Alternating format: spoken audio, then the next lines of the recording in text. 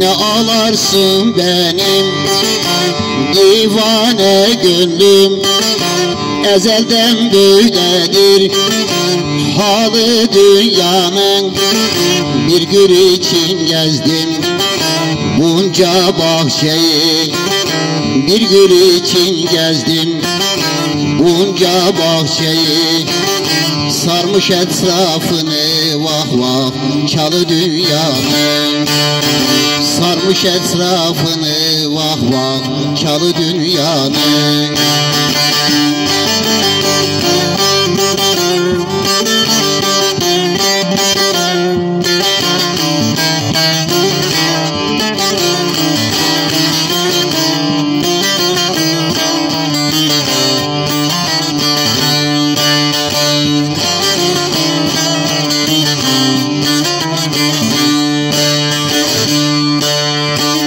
Akşam batan güneş sabahtan doğdu, karşıki dağlarım bulutla doldu.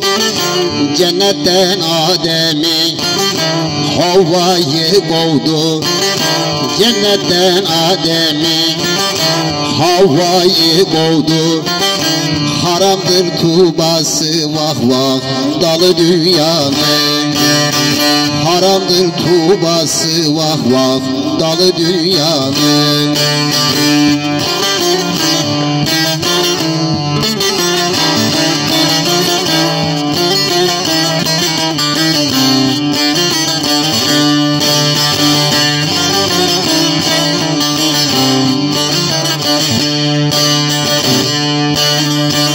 Maksuni dünyaya erdiğim zaman, serimi sevdaya verdiğim zaman, düğmesiz gömleğe girdiğim zaman, düğmesiz gömleğe girdiğim zaman, başına çalınsın vah vah malı dünyanın, başına çalınsın vah vah malı dünyanın.